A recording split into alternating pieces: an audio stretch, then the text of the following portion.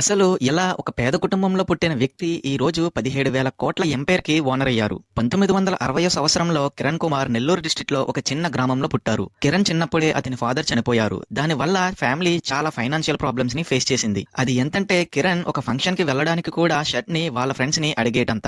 ఈ ప్రాబ్లమ్స్‌తో పాటు కిరణ్ గారు 5th క్లాస్‌లోనే స్కూల్ డ్రాపౌట్ అయ్యారు. బట్ కిరణ్ 12 ఇయర్స్ ఉన్నప్పుడు ఏదో ఒక పని చేసి వాళ్ళ ఫ్యామిలీని ఫైనాన్షియల్‌గా సపోర్ట్ చేయాలని డిసైడ్ అయ్యారు. దీంతో నెల్లూరులో ఉన్న ఒక జ్యువెలరీ షాప్‌లో పనిచేయడం మొదలుపెట్టారు. అతను ఇమాజిన్ కూడా చేసుండరు భవిష్యత్తులో ఇదే పని వల్ల 1000 కోట్ల కంపెనీ పెడతారని. ఒక రోజు కిరణ్ పనిచేసేటప్పుడు ఒక ఇంపార్టెంట్ అబ్జర్వేషన్ ని చేశారు. అదేంటంటే గోల్డ్ అనేది నెల్లూరులో తయారవుతుంది. కానీ సేల్స్ అనేది హైదరాబాద్, చెన్నైలో అవుతున్నాయి. ఈ చిన్న ఆపర్చునిటీని చూసి వాళ్ళ అమ్మగారి దగ్గరికి వెళ్లి బంగారు గాజుల్ని అడుగుతాడు. వాళ్ళ అమ్మ ఒక్క సెకండ్ కూడా ఆలోచించకుండా ఆ బంగారు గాజుల్ని ఇచ్చేస్తుంది. ఆ 6 బంగారు గాజుల్ని 6 జుంకీలుగా మార్చి చెన్నై వెళ్లి లలిత జ్యువెలరీ ఓనర్ అయినటువంటి కండస్వామికి చూపించి డీల్ మాట్లాడుకుంటారు. కిరణ్ ఇక్కడ బేసికల్లీ ఏం చేశారంటే మార్కెట్ లో ఉండేటటువంటి ఓల్డ్ గోల్డ్ ని తీసుకుని దానిని మంచి జ్యువెలరీ ఐటమ్ గా మార్చి లలిత జ్యువెలరీకి సప్లై చేశారు. ఆ విధంగా చాలా మనీని ఎర్న్ చేశారు. కానీ అసలైన టర్నింగ్ పాయింట్ అనేది 1999లో వచ్చింది. లలిత జ్యువెలరీస్ ఓనర్ అయినటువంటి కండస్వామికి చాలా అప్పుల్లో ఉంటారు. అతను లలిత జ్యువెలరీ కంపెనీని అమ్మాలనుకుంటారు. కానీ మార్కెట్ లో ఎవరు దానిని కొనడానికి ముందుకు రారు ఎక్సెప్ట్ ఎం కిరణ్ కుమార్ గారు. అందరికీ మునిగిపోతున్న కంపెనీ అనిపిస్తే